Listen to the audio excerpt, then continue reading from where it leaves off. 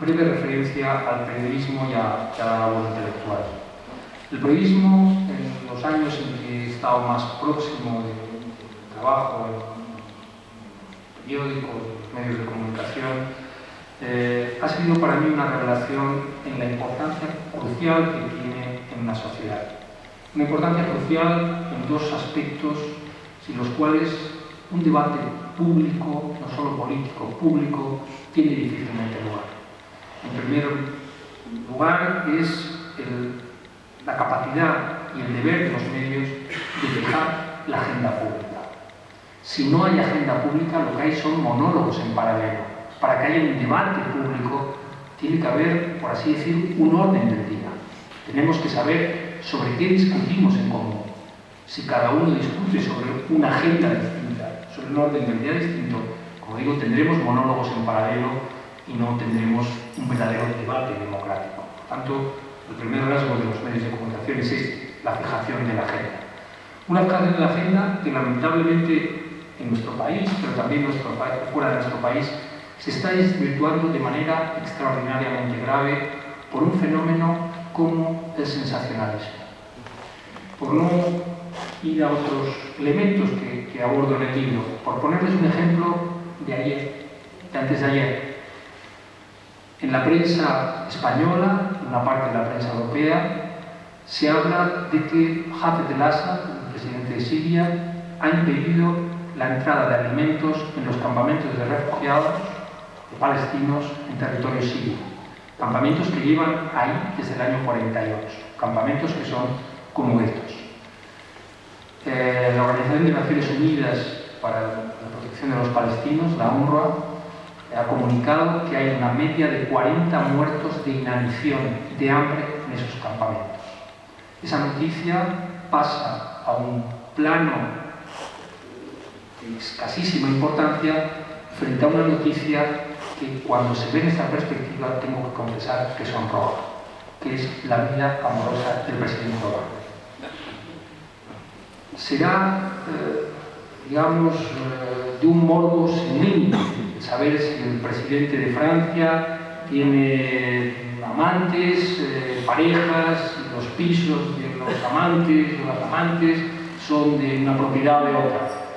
Pero cuando un medio de comunicación tiene la responsabilidad y asume la responsabilidad y debería asumir esa responsabilidad de ofrecer una agenda pública, lo que pasa en primer plano es lo que está pasando en Siria.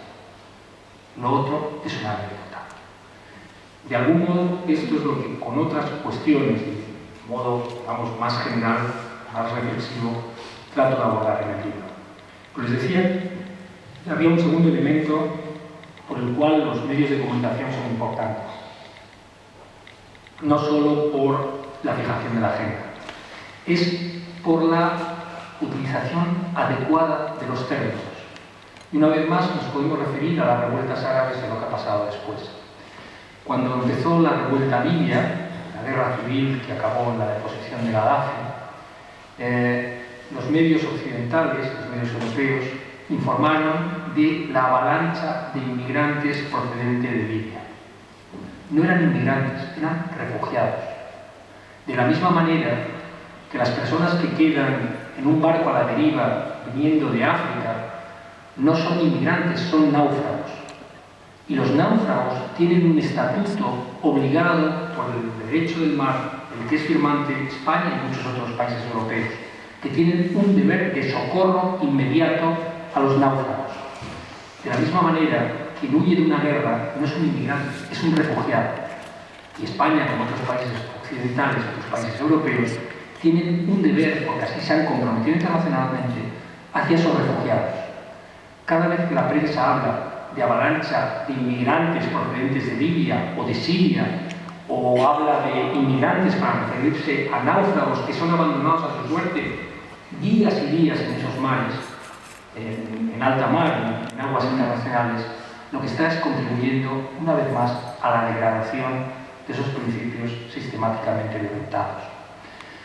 Respecto a la cuestión intelectual, con esto acabo, hay que decir que si la prensa, los medios de comunicación están faltando gravemente a sus deberes en los últimos tiempos en nuestros países, contribuyendo con ello al deterioro institucional que estamos viendo en todos los planos, también los intelectuales en gran medida están o estamos dejando mucho que desear.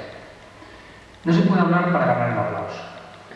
No se puede ganar el aplauso diciendo, permítanme que venga al caso español, aunque apenas en el libro trato el asunto español, pero digamos, intento reflejar esta situación.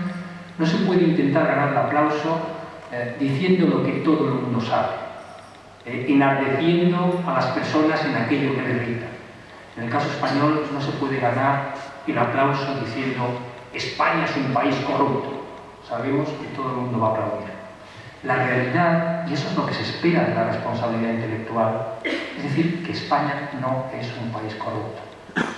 España tiene un grave problema de corrupción, pero muy pocos de nosotros, los que estamos aquí, si no ninguno de los que estamos aquí, habremos tenido una experiencia como ir a pedir un carnet de identidad que nos pidan una mordida, que hayamos ido a pedir un pasaporte y nos pidan un soborno, que nos haya parado la Guardia Civil por ir con exceso de velocidad y hayamos arreglado el asunto con unos euros, ni que los profesores de universidad reciban sobornos de los padres para que aprueben a los alumnos, ni para hacer la matrícula.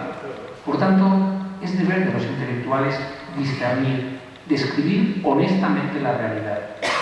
Y honestamente descrita la realidad, España no es un país corrupto.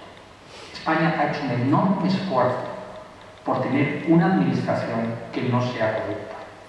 Tiene, como les decía, un gravísimo problema de corrupción que está centrado en lo que han sido las dos grandes cenicientas del modelo constitucional español, que ha sido la financiación municipal y la financiación de los partidos políticos. Esas dos cenicientas resolvieron su problema, primero alegalmente, cuando se aprueba la ley del suelo del año 98 y se convierte la totalidad del suelo español en un urbanizable, quitando los controles superiores a los municipios sobre la ordenación del territorio, lo que ocurrió es que sobre los municipios que no tenían medios cayó la responsabilidad y al mismo tiempo el privilegio de tratar la raya del urbanizable urbano por un sitio o por otro, enriqueciendo o no a unos promotores o no. Esos promotores, y así lo hicieron primeramente los ayuntamientos, se les aceptaba trazar la raya del urbanizable al urbano por un sitio o por otro, en función de si a los municipios les hacían las aceras, o los polideportivos, o los auditorios. Esto, como digo, no era ilegal, era alegal. Es extraordinariamente inconveniente que un sistema democrático se instale en la alegalidad, pero reconozcamos que la alegalidad no es la ilegalidad. Tiene una peligrosa tendencia a la ilegalidad. Esa peligrosa tendencia a la ilegalidad se consumó cuando, en el contexto de una burbuja inmobiliaria provocada por los créditos bajos y por, digamos, la situación beneficiosa con vista a la financiación que producía para países como España la pertenencia al euro, los responsables, algunos responsables municipales, descubrieron que trazando la raya del suelo urbanizable y urbano por un sitio o por otro, no solo podían obtener las aceras o los polideportivos o los auditorios, sino que además podían financiar al partido. Ahí ya se pasó de la legalidad a la ilegalidad. Pero como la burbuja inmobiliaria continuó, se descubrió, los responsables descubrieron que no solo financiaban auditorios, aceras y polideportivos, no solo financiaban al partido, sino que ellos, prohombres municipales donde los hubiera, que tanto habían hecho por su municipio, por su partido, por sus conciudadanos, ellos no iban a tener derecho a un pequeño chalet regalado por el promotor de turno o a una pequeña cuenta en España o en Suiza, porque no había regulación financiera. Ellos que tanto habían hecho por nosotros, al final llegamos a una situación, efectivamente, donde un problema de corrupción adquirió, uno muy localizado, adquirió una dimensión extraordinaria. Tan extraordinaria que para comprar impunidad se empezó a tocar desde esas instancias a instituciones del Estado que se creían a salvo de la justicia. Fue así como se tocó a parlamentarios, incluso parece, a la Casa Real, según estamos viendo, se toca a todas las instancias en la convicción de que cuanto más gente con más poder estuviera metida en esta danza, más difícil sería perseguir esos delitos, que ya no eran alegalidad, sino abierta ilegalidad. Pues bien, el deber de los intelectuales era explicar esto. No era decir, España es un país corrupto. Les puedo asegurar que cuando fuera de España hay que explicar que España no es un país corrupto, inmediatamente lo que se avala, o aquello que tratan de avalar, es algunas cosas pintorescas, como un historiador recientemente hispanista que pasó por Francia, por París, y tuvimos ocasión de cenar con él, que decía, no, esto ya viene desde tiempos de Galdós. Si viene desde tiempos de Galdós, no hay nada que hacer. Tenemos que escribir novelas contrarias a las de Galdós para poder cambiar la realidad española.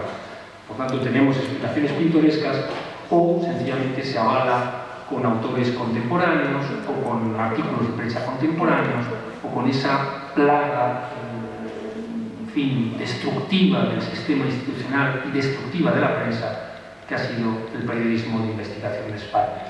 Un periodismo que no investiga nada, que todo lo que sabe lo sabe porque ya hay sumarios abiertos, porque ya hay investigaciones abiertas, que lo único que hace es repartirse los beneficios simbólicos entre quien filtra sumarios secretos, documentos secretos y periodistas ambiciosos que saben que con esos scoops hacen una carrera extraordinaria en sus medios. Todo esto era deber de los intelectuales de Ceuta. Todo esto era deber de quien aspira a poder, digamos, ilustrar a sus ciudadanos, porque esa es su vocación de lo que está pasando en su país.